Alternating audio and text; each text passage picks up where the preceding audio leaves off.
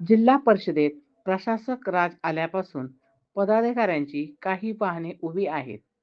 काही वाहने अधिकारी वापरत आहेत.